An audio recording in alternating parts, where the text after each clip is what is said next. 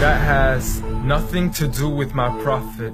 Please just stop it. It doesn't make any sense. That's not the message he sent. That's not what he meant. That's not why he came. So you can claim as much as you want to, but I assure you the man I follow was not the same. See, I know a man who forbade the cutting down of a plant, who even spoke against those who had burnt an ant. So why is it that I simply can't understand how we claim to follow the same man?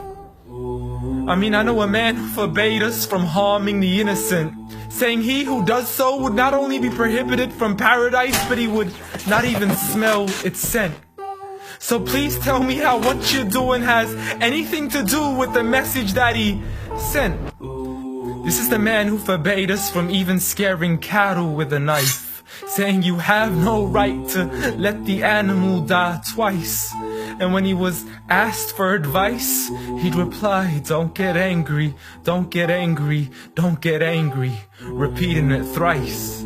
See, I know a man who called to patience first, even to those who had treated him the worst. And when he was asked to invoke Allah's wrath, he said, I was not sent to curse, but rather as a mercy to the earth. Matter of fact, the entire universe, meaning everything that was made. See, this is a man whom the clouds would rush to shade, a man to whom the trees would sway and the birds would flock to seek his aid. For they knew he was a man of justice, a man who would never betray, a man who could be trusted even by those who had wanted him slain. See, Anas bin Malik served him for 10 years and not once had he heard him complain. For he would never get angry for himself, but only for Allah's sake. And he never responded to evil with evil, but rather he pardoned and forgave. For had he been harsh-hearted, the people would have ran away. So what is it that we still don't understand when we claim to follow Islam, yet we fail to follow this man? I mean, I know a man who was so caring and compassionate, who said that there is a reward in serving all things that are animate. In other words, everything that breathes, whether it be the animals, the trees, and every single human being. I mean, if Allah called him Rahmatan lil Alameen, how dare you call him anything else that contravenes? See, this is a man who said that the Muslim was he who is soft, simple, and lenient. A man who taught us himself to be cautious from falling into extremism. See, he was never given two choices except he chose that which was easiest. Not for himself, but for his people and their convenience. See, I know a man who advocated for the freedom of the slaves. A man who taught us that the Muslim is the one from whom the people are safe. Not only from his hands, but even from the words that he says.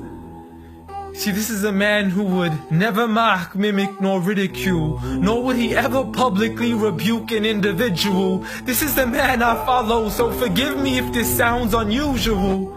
But the man I know was so much more handsome, so beautiful. A man who taught kindness to the neighbors, who taught us to serve others without expecting back any favors, to spread peace to those we know and even to the strangers, to walk with humility and to simply ignore the haters. But nevertheless, I know a man who still taught us to stand up for the oppressed, from the men, women, and children who call out to us in distress. I know a man who taught us to fight for these people, but by no means does this mean we have the right to transgress. For those who oppress have nothing to do with his name.